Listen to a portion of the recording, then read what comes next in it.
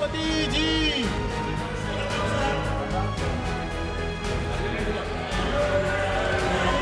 उपराष्ट्रपति और राज्यसभा के सभापति जगदीप धनखड़ के खिलाफ विपक्ष का लाया गया अविश्वास प्रस्ताव नोटिस खारिज हो गया है।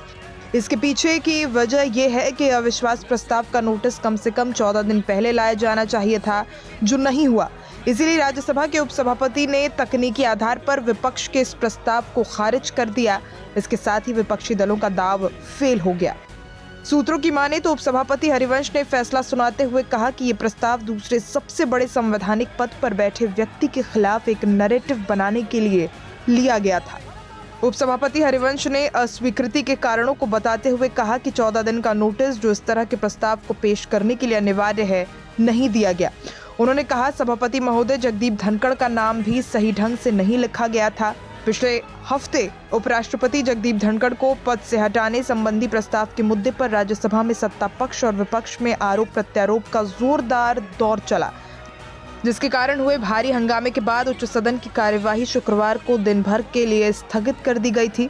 कार्यवाही स्थगित होने से पहले धनखड़ ने विपक्ष पर उनके खिलाफ दिन रात अभियान चलाने का आरोप लगाते हुए कहा था कि वो एक किसान के बेटे हैं और कभी कमजोर नहीं पड़ेंगे।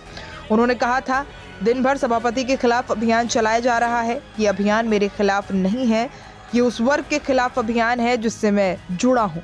उन्होंने ये भी कहा, मैं व्यक्तिगत रूप से इस कारण से दुखी हूँ कि मुख्य विपक्षी दल ने इसे सभापति के खिलाफ अभियान के रूप में पेश किया है।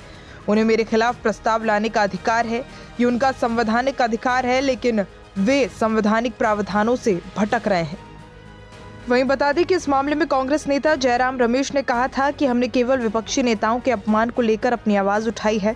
जयराम रमेश ने यह भी कहा कि Aam Aadmi party, Samajwadi party, TMC, Shiv Sena, UBT, Rashtravadi Congress party, JMM, DMK समेत विपक्षी दलों के सांसदों ने इस प्रस्ताव पर हस्ताक्षर किए हैं। अविश्वास प्रस्ताव पर 60 सांसदों के हस्ताक्षर हैं।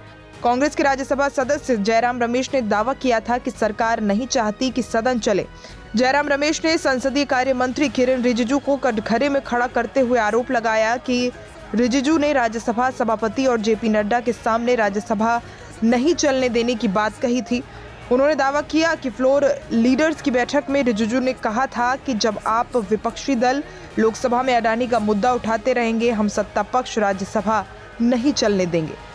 दरअसल विपक्ष ने धनखड़ पर सदन में पक्षपातपूर्ण बर्ताव करने का आरोप लगाया था। साथ ही इस नोटिस पर विपक्ष की तरफ से 60 सांसदों ने हस्ताक्षर किए थे।